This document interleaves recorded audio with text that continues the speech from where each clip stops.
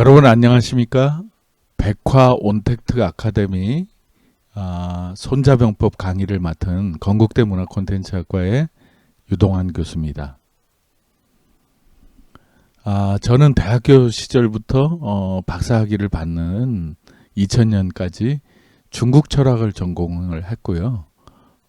이 중국 철학을 전공하면서 여러 고전을 배우기도 했고, 여러 고전 중에 손자병법, 육도삼약, 조조병법 이 세 가지 병서를 번역을 했고요. 어린이 교육서로 몽구와 안시가온을 번역하기도 했습니다. 자, 그리고 지금은 건국대학교 문화콘텐츠학과에서 학생들에게 전통문화 콘텐츠, 박물관 기획 등을 가리키는 그런 일을 하고 있습니다. 자, 여러분 교보문고나 가까운 도서관에서 손자병법에 관한 책을 한번 찾아보시면 엄청나게 많이 나와 있습니다. 근데 문제는 뭐냐면 그 손자병법의 상당수가 경제경영서, 일종의 처세술로 손자병법을 번역하고 있다는 겁니다. 자, 제가 소개해드린 참고문헌은 거의 대부분 손자병법을 고전 그 자체로 손자병법의 시대 또는 손자병법의 저자인 손무의 시각에서 번역한 책들을 중심으로 해서 여러분들께 소개해 드린 거고요. 이 중에 어느 책이든지 골라서 보시면 좋겠고요. 손자병법은 뭐 유럽이라든가 미국 이런 그 해외에서도 굉장히 각광받는 책이었습니다. The Art of War. 그래서 영어본이라든가 다양한 언어로도 번역이 되어 있고요. 한국에서도 굉장히 많은 고전 학자들이나 뭐 철학자들, 중국어 학자들이 번역을 했기 때문에 다양한 책 중에서 골라서 보시면 좋겠습니다. 자, 앞서 말씀드린 대로 손자의 입장에서 손자병법을 보려면 손자의 시대, 손자가 살았던 춘추시대를 이해하셔야 됩니다. 손자가 살았던 춘추시대는 그 이전의 시대, 중국의 주나라, 주공과 태공망, 강태공이라고 부르는 이 두 사람의 협업에 의해서 만들어진 왕조입니다. 자, 이 주나라는 기본적으로 분봉제도와 종법제를 가지고 있습니다. 그러니까 천자하고 혈연적으로 가까운 사람을 주나라에 가까운 곳에다가 나라를 배치하고 땅을 줘서 거기에 제후를 배치했습니다. 예를 들면 노나라 같은, 그리고 앞서서 말씀드렸던 태공망 같은 무력이라든가 경제력으로 주나라를 도왔던 나라들은 그 다음에 좀 더 멀리 배치하는 그런 제도를, 그래서 각각의 제후들이 그 밑에 경대부 사 같은 계급들을 두고 또 땅을 나눠줘서 그들에게 충성을 받는 이런 구조로 운영이 됐었습니다. 또 하나는 이 사회적으로는 조상에게 제사를 지내던 그 조상숭배 의식을 보편적인 윤리로 바꾼 이른바 예라고 하는, 여러분들 예의 윤리라고 불렀던, 그리고 공자가 노노 안연편에서 예가 아니면 보지도 듣지도 말하지도 행동하지 말라라고 했던 그 예를 사회윤리로 유지하던 그런 시기입니다. 근데 여러분 춘추시대, 특히나 춘추시대 말기 손자가 태어난 시대가 되면 점차 제후들이라든가 그 밑에 계급들이 점점 시간이 흐를수록 충성도가 낮아지고요. 사회윤리라든가 이런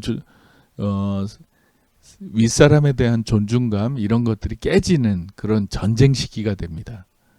그래서 하극상의 시대라고 볼 수가 있고요. 이런 혼란기에 손자가 등장하게 되고, 이런 혼란기는 뭐 한두 해에 이루어진 것이 아니라 주나라 초기 한 1000개 정도의 나라들이 40개 정도의 나라로 줄어드는 과정에서 땅을 빼앗고 백성을 죽이고 하는 전쟁이 매년 2회 이상, 총 500회 이상의 전쟁이 일어나게 됩니다. 자, 그래서 초기에는 군인들이 거의 대부분 귀족 신분, 4계급 이상이 됐었는데요. 그리고 이 4계급은 오른쪽에 보시는 것처럼 기마 수레를 타고 있었습니다. 자, 그래서 말 4필이 끌고 있는 이 수레를 타고서 전쟁을 했었기 때문에 아주 소수가 평원에서 만나서 그리고 예의를 갖춰가지고 전쟁을 하던 그런 시기였는데요. 손자가 태어날 때쯤 정도가 되면은 이 수레보다도 보병이 중심이 되고요. 전쟁은 점점 더 치열해져서 전쟁에 동원되는 숫자가 한 70만 명까지도 늘어나게 됩니다. 자, 그러니까 더 이상 귀족 계급이 이 군인의 공급원으로서 작용하지 못하는 그런 상황이 되죠. 전쟁이 일어나기 전에 전쟁에 대한 명분이라든가 전쟁이 왜 이루어져야 되는가, 그 다음에 전쟁의 일시, 장소를 합의하는 포고문을 주고받았고요. 이걸 청전이라고 부르고요. 그래서 이제 평야에 두 줄로 서로 맞대고 쓰게 되면 상대방의 죄악이라든가 상대방의 문제점을 성토하는 시간을 갖고 그 과정에서 어떤 절정에 이르게 되면 활에 달려있는, 그러니까 여러분들 그 소리가 나는 효시라는 말이 있죠. 뭔가 시작할 때 그 효시를 쏘게 됩니다. 자, 그 다음엔 치사라고 부르는 대열을 갖추고 이 수레가 달려나가는 그런 전쟁의 시작이 이루어지는 거죠. 예의로부터 시작해서 예의로 끝나는 그런 전쟁의 시기였고요. 자, 그래서 이제 심지어는 사자성어로 송량진이라고 하는 예의를 갖춰서 전쟁을 하다가 망한 그런 고사성어까지 나오게 되죠. 자, 그런 시대가 점점 무너지게 됩니다. 전쟁은 이렇게 예의를 갖춰서 하루 이틀 3일 많이 끌어봐야 한두 달 이내에 종식되던 전쟁에서 춘추시대 말기가 되면 거의 일상화되고 수년 또는 굉장히 10여 년 이상 끄는 장기전도 나타나게 됩니다. 이에 비해서 춘추시대 말기에 오나라, 제가 왜 오나라를 언급하냐면요, 바로 이 손자가 벼슬을 하면서 기여했던 나라입니다. 손자는 원래 제나라 출신이거든요. 본명은 무고요. 손무라고 부르는. 근데 오나라의 장군이었던 오자서의 추천에 의해서 오나라에 와서 일을 하게 됩니다. 자, 근데 오나라의 특징은 뭐냐면 주나라를 세운 이 주공의 나라에서 가장 멀리 떨어진 황하 근처가 아니라 양자강 근처에서 발생한 나라고요. 그렇기 때문에 신분제도, 예의 윤리에 대한 의식이 적었습니다. 그러니까 외부의 전문가를 끌어들이는데 별 저항이 없었기 때문에 객경이라고 부르는 손님 재상을 채용해서 나라가 급속히 발전하게 됩니다. 두 번째, 보병을 본격적으로 채택하게 됩니다. 왜 그러냐면 앞에 봤던 춘추시대의 가장 무서운 무기였던 전차, 수레가 양자강 이남의 습지로 구성되어 있는, 호수와 늪으로 구성되어 있는 이 오나라에서는 잘 굴러가지도 않고요. 습하기 때문에 이 나무나 이런 것들이 잘 썩어버립니다. 자, 그래서 가벼운 복장을 하고 날카로운 칼을 들고 있는 이런 보병들이 기본적인 그 군대의 주력 무력이 되겠죠. 그리고 오나라는 아주 유명한 철광석과 검 재련 기술을 갖고 있었던 그런 지역이죠. 자, 이곳에 손자가 참여하게 되는데요. 손자는 원래 이름이 무신 또는 무력할 때 무자를 쓰고 있고요. 제나라 출신입니다. 앞에 말씀드렸던 태공망, 강태공의 나라 출신이고요. 공자하고 약간 겹치는 그런 시기의 사람입니다. 자, 그리고 원래 성씨는 옛날 조상은 규씨이고요. 제나라에 망명했을 때는 전씨가 됩니다. 자, 그래서 여러분들 또 다른 병법, 삼화병법의 저자가 전양저거든요. 전씨입니다. 그래서 이제 어떤 학자들은 이 집안이 원래 병가 집안이다, 이렇게 보는 입장도 있고요. 또 손무의 후손인 직접적 후손은 아니고요. 사기에 이르면은 손자가 죽고 100년 뒤에 손빈이라는 사람이, 방현과 싸웠던 손빈이 등장하거든요. 자, 이분이 또 손씨이죠. 삼화병법, 손자병법, 손빈병법에 이르는 병가 집안으로 꼽을 수가 있고요. 자, 그리고 손자의 일생에 대한 가장 좋은 기록은 사기, 사마천의 사기에 손자 오기 열전이 있습니다. 여러분, 열전은 영웅의 기록이거든요. 그래서 한나라 이전의 영웅들의 기록인데, 그 중에 손자 오기 둘 다 장군이자 병법가이죠. 손자병법과 오자병법의 저자를 기록하고 있죠. 자, 거기에 이미 이런 구절이 나옵니다.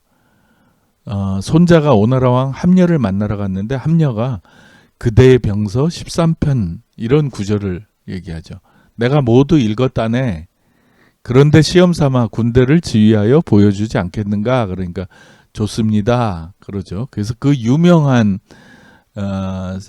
고사가 생깁니다. 그래서 여자들도 괜찮나? 그러니까 궁중의 여인 90명, 180명을 불러주십시오 해가지고 이제 손자가 군사훈련을 시키게 됩니다. 당연히 궁중의 미녀들은 응하지 않죠. 키득키득 웃으면서. 자, 그러니까 양쪽 부대의 대장이었던 함녀가 사랑에 맞지 않는 두 후궁의 목을 베어버립니다. 함녀는 당연히 말렸겠죠. 안 돼 그러는데 손자는 이렇게 얘기합니다. 저는 이미 왕의 명령을 받아 장수에 임명되었습니다. 장수가 군대 안에 있을 때 아무리 군주의 명령이라도 받아들이지 않는 법입니다.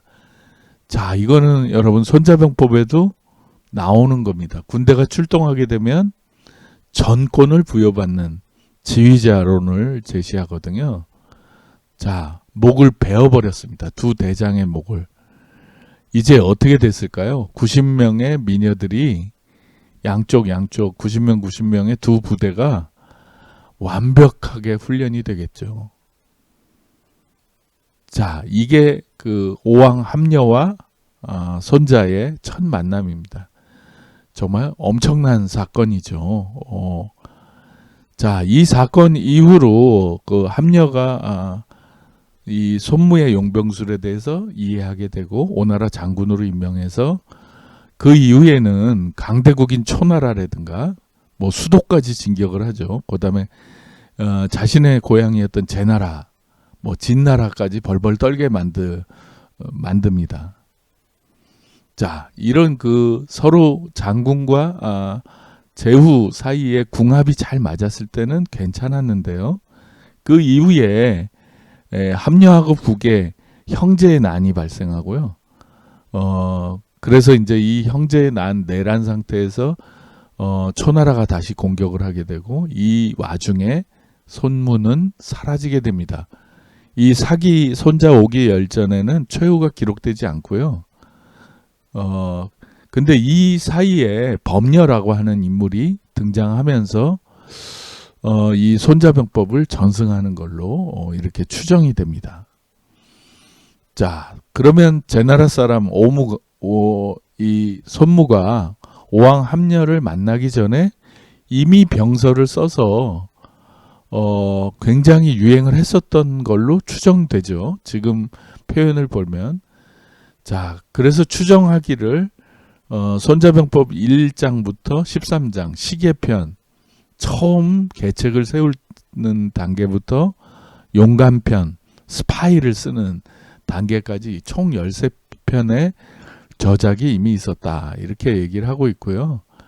자, 이 13편으로 구성되어 있는 6천자밖에 안 되는 이 작은 책이 중국의 무경, 이른바 군사학계 최고 교과서 7권 중에 속하게 됩니다.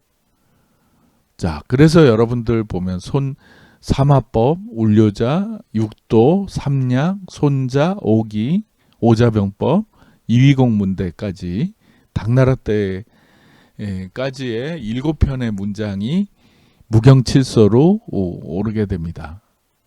자, 근데 이걸 정리한 시기가 또 송나라예요. 여러분 어떻게 이해되시나요? 중국에서 가장 약하고요. 그 금나라를 비롯해서 여러 나라들 원나라의 공격도 받고 이런 나라였기 때문에 아마도 이런 군사학에 대한 재정비가 굉장히 필요하지 않았나 이렇게 생각이 듭니다.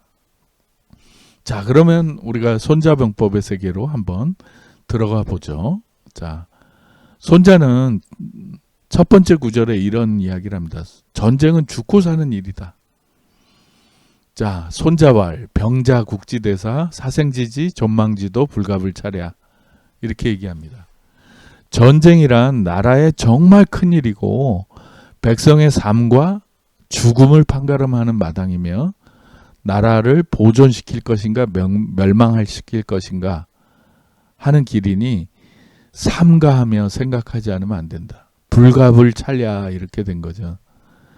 자, 그 다음 구절 여러분 보시면은 10만 명의 병사를 천리 밖까지 출정시키려면 백성과 나라가 부담해야 될 전쟁 비용이 하루에 1000금이나 되고 나라 안팎이 소란해지고 군수물자의 수송에 동원이 된 백성들이 도로를 가득 메우고 이 때문에 농사를 짓지 못하는 집이 70만 가구에 이르게 된다. 두 나라가 모두 몇 년 동안을 서로 버티며 준비한 것을 오로지 하루아침에 승리를 얻기 위해서 쓰게 된다. 이런 얘기를 하거든요. 자, 엄청난 얘기죠. 이 손자병법 첫 구절에 경고로 시작합니다. 전쟁은 시작하면 총력전과 소모전이다. 엄청난 거리를 출정하게 되면 군인만 나가는 것이 아니라 군수물자를 나르기 위해서 온갖 백성들이 동원이 되고 수년 동안 그 쌓아뒀던 곡식과 식량, 그 다음에 사람이 죽는다는 거죠. 다 소모된다는 거예요. 자, 이런 거에 대한 경고는 여러분 노자 31장에도 나옵니다. 여기 진하게 써져 있는 구절만 좀 보면은요. 병자는 불상지기, 비군자지기, 부득이 용지. 이 무기라고 하는 것, 전쟁 무기라고 하는 것은 상서롭지 못한 그런 도구다. 그러니까 군자가 써서는 안 되는 무기고 어쩔 수 없이 써야 된다. 자, 다음에 진하게 쓴 부분 볼까요? 부낙살인자, 즉 불가 득지어 천하. 살인을 즐기는 사람은 하늘 아래에서 뜻을 얻을 수 있겠는가? 그러고요. 그래서 전승 이상례지 처지. 전쟁에 승리를 거두더라도 마치 어떤 사람이 죽어서 장례를 치르듯이 하라. 이렇게 얘기합니다. 정말 많은 걸 느끼게 해주는 전쟁이 일상화된 시기죠. 그래서 여러분 노자가 이 병가하고 굉장히 먼 것처럼 보이지만 상황인식은 비슷하죠. 문명이라든가 권력, 군대가 얼마나 재앙인지 경고하는 구절입니다. 자, 이런 원거리 공격, 원거리 전투와 장기전에 대한 얘기는 이 당시에도 굉장히 많이 나오고요. 특히나 여러분 오나라의 위치를 한번 볼까요? 여러분 이게 중국입니다. 그리고 여기 이렇게 올라갔다가 흐르는 이 물이 황합니다. 그리고 이게 양쯔강이에요. 자, 오나라는 어디 있죠? 자, 여러분 보시면은 양쯔강 하단에 이렇게 있고요. 그 밑에 월나라가 있고 초나라가 있습니다. 주로 요 세 나라가 나중에 싸웁니다. 그리고 위에 제나라와 진나라가 있고 조그만 나라, 나중에 진나라, 진시황의 진나라가 이걸 다 장악하게 되죠. 자, 그러니까 원거리 공격이 어느 정도였냐면 오나라가 여기서부터 초나라까지 공격을 하고요. 그 공격의 와중에 한 7년 정도의 시간을 다투게 됩니다. 자, 이걸 유지했던 나라고요. 자, 그러니까 손자는 뭐라고 얘기하죠? 옛날에 전쟁을 잘하는 사람, 선전자 이러거든요. 전쟁을 잘하는 사람은 승어 이승자야 이렇게 되거든요. 이길 수 있는 조건, 이기기 쉬운 조건을 다 갖추어 놓고 적과 싸워서 쉽게 승리하는 것. 자, 그래서 기소, 조, 필승, 승이, 패자야 그렇게 얘기하거든요. 자, 상황이 겉으로 드러나서 어긋나기 전에 미리 조치를 취함으로써 확실히 승리를 거둘 수 있었던 것이며, 이는 싸우기 전에 이길 조건을 갖춰놓고 이미 패배할 상황에 처해 있는 적을 상대로 싸워 이긴다. 그래서 승병 선승 이후 구전, 아주 유명한 얘기죠. 승리하는 군대는 먼저 승리할 수 있는 태세를 갖춰놓고 적과 싸운다. 정말 알쏭달쏭한 이야기죠. 이길 상황을 만들어 놓고 싸워라 이렇게 얘기하는 겁니다. 거꾸로 말하면 이길 수 있다는 것이 계산이 돼야 싸움을 시작하라는 거예요. 자, 이게 조건입니다. 자, 근데 그러지 못한 상황이라면 졸속, 다소 모자란 점이 있더라도 속전속결이 제일 좋다. 가장 빨리 끝내는 게 가장 좋은 것이다 라고 하는 거고요. 자, 그래서 밑에 이런 말도 합니다. 군대를 동원하는 방법 중에 제일 좋은 게 전국, 다른 나라를 온전히 두고 이기는 게 최강. 파국, 다른 나라를 부수고 이기는 게 그 다음이라는 겁니다. 자, 그래서 여러분 백전백승은 비선지선야. 여기다 밑줄을 한번 그어보십시오. 100번 싸워서 100번 이기면 좋은 거라고 생각하시죠? 근데 그렇지 않다는 겁니다. 선지선, 정말 좋은 게 아니다. 부전이 구린지병 이렇게 나오는 거죠. 싸우지도 않고 다른 사람의 무기를 내려놓게 하는 것. 이게 선지선. 좋은 것 중에서도 가장 좋은 거다라고 하는 거예요. 그러니까 손자는 어떻게 얘기하는 거죠? 이겨놓고 모든 준비를 갖추고 적이 감히 저항하지 못할 정도로 만들고 싸울 것. 어쩔 수 없이 싸우면 졸속. 조금 부족한 점이 있더라도 빨리 이기고 끝내라. 이게 이제 이야기죠. 자, 그래서 여러분 지도자와 장수가 정말 중요하다는 겁니다. 불가불찰. 지도자와 장수의 최고의 덕목은 살피고 또 살피고 또 계획하고 하는 사람이라는 겁니다. 그래서 조조가 이렇게 얘기한 거죠. 먼저 뛰어난 장수를 고른 다음에 적에 대한 정보를 치밀하게 분석하고 전쟁터의 지리 조건을 헤아려보고 좋은 병사를 뽑아서 잘 훈련시켜야 된다. 그래서 손자병법에 장군이 갖춰야 될 덕목에 이런 걸 얘기합니다. 지혜, 어짐, 엄격한 군율, 용감함, 신뢰 이런 거죠. 손빈병법, 육도삼약, 오자, 제갈량법법에도 다른 이야기를 하지만 거의 말하면 여러분 이겁니다. 첫 번째, 군주가 정치적 명분을 주고요. 장수가 능력을 가지고 있고 기후와 지리조건, 법령, 무기, 병사, 포상 이런 것들이 갖춰져야 전쟁을 할 수 있다. 이렇게 이야기를 할 수 있죠. 자, 그래서 손자병법 제1 앞부분에 주로 얘기한 건 최선의 전쟁은 전쟁을 일으키지 않고 이기는 것. 전쟁은 모든 걸 파괴하기 때문에 전쟁이 일어나면 거기엔 정의가 없다는 말입니다. 전쟁 없는 세상을 꿈꾸었던 손자의 사상을 살펴봤습니다. 자, 여러분 다음 시간에는 본격적으로 손자 사상의 내부에서 어떤 방법으로 이 잔혹한 전쟁 상황 그리고 삶을 바꿔나갈지를 말씀드리도록 하겠습니다. 그럼 다음 달에 두 번째 강의로 만나 뵙도록 하겠습니다. 안녕히 계십시오.